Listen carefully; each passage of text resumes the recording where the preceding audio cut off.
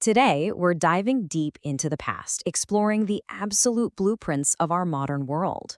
We're going to look at two ancient powerhouses, the Harappans, who were these mysterious master planners, and the Mesopotamians, the inventors of writing and law. So let's get right into it.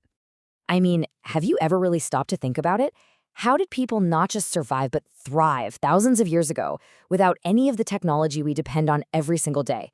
They built enormous cities, they created super complex social systems, and they left behind legacies that, believe it or not, still echo in our world. So, how on earth did they do it? All right, so here's our game plan. We'll start by making sure we're all on the same page with some key terms. Then, we'll journey to the incredible cities of the Harappans. After that, we'll uncover the world-changing inventions of Mesopotamia. And finally, we'll tie it all together to see why it still matters today. Okay, first things first. Before we can really appreciate these ancient worlds, we need to get a handle on two fundamental ideas: civilization and culture. So, what is a civilization? Well, think of it as the big picture stuff. It's an advanced stage of human society. We're talking organized cities, complex systems for trade and farming, and usually some form of writing. The word itself comes from the Latin civis, which means citizen, someone who's part of a big, structured community. Now, if civilization is the what and the where, then culture is the how and the why. It's the personality of that society, their unique traditions, their art, their beliefs, and all their daily behaviors. The word actually comes from the Latin cultura, meaning to cultivate, which is a great way to think about how these shared traits are grown and passed down through generations. So, here's the easiest way to remember it. Civilization gives you the structure, the cities, the systems, the trade routes. But culture gives that structure its soul.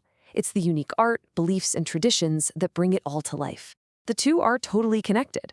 Okay, with those ideas locked in, let's head to our first case study, the Harappan Civilization.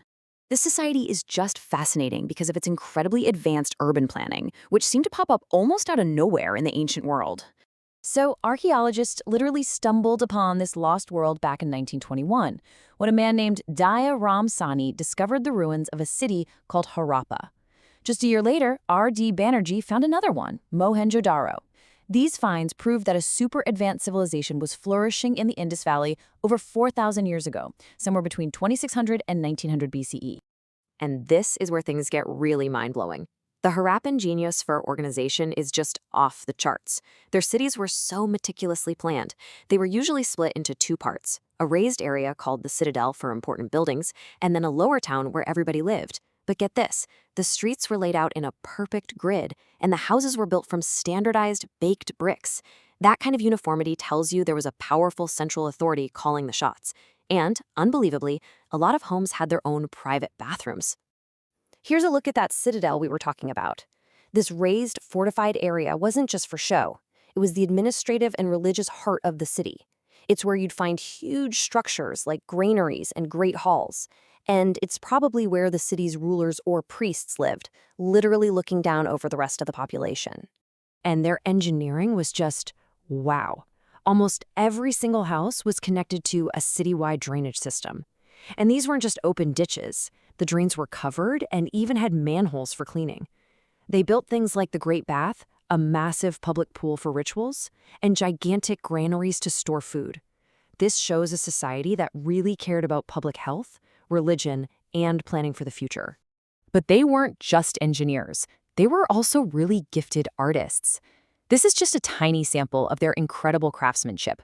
We found everything from detailed pottery and beautiful jewelry to amazing little statues like these. These artifacts show us a culture with a really rich artistic life and a serious eye for detail. So what was life like for them?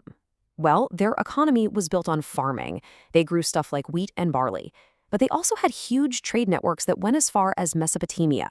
As for religion, it seems like they worshipped a mother goddess, probably for fertility, and a male god that some scholars call Pashupati, who might be an early version of the Hindu god Shiva. But here's a fun fact. We've never found any large temples, which suggests their worship might have been more focused on nature and smaller personal rituals. And then it all just sort of faded away.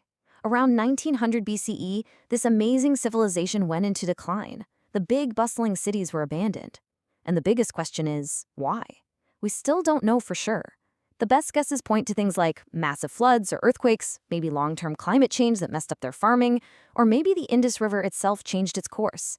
It is truly one of history's greatest mysteries. Now, while the Harappans were busy mastering city planning, another great civilization was rising to the west. We're heading to Mesopotamia, a place that gave the world some of its most essential tools: writing and law. The name Mesopotamia is perfect, really. It means the land between the rivers. It grew in that fertile crescent right between the Tigris and Euphrates rivers, which is modern-day Iraq. This amazing soil meant they could grow a ton of extra food, and that surplus became the foundation for their powerful city-states. The Mesopotamians were true pioneers.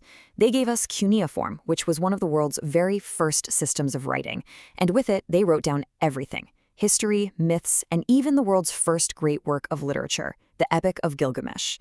And this is huge. They created one of the first written legal systems, the Code of Hammurabi. This was a total game changer, because it meant the law wasn't just one person's opinion anymore. It was written down for everyone to see.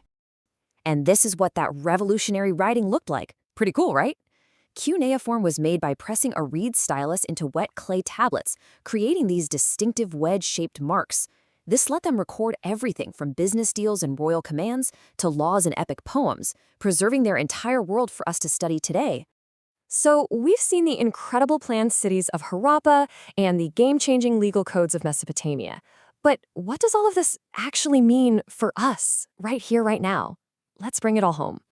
All right, let's do a quick recap, a little pop quiz for you. Who was the archaeologist credited with discovering the city of Harappa back in 1921? Give you a second. That was Dairam Sahi. Okay, next one. What do we call that upper, fortified part of a Harappan city where all the big public buildings were? You got it. Of course, that was the Citadel. And how about this? Can you name one of the standout features of their amazing town planning? Think about what made it so organized. Their perfect grid-patterned streets or that advanced drainage system are both great answers. And finally, let's jump over to Mesopotamia. What was their revolutionary wedge-shaped system of writing on clay tablets called? I bet you know this one. That was cuneiform. When you really think about it, from urban planning and sanitation to writing and the rule of law, these innovations weren't just ancient history. They are the essential blueprints that our own world was built on. It kind of makes you wonder, doesn't it? 4,000 years from now, what innovations from our time will future civilizations look back on as their foundational building blocks? Thanks for joining me.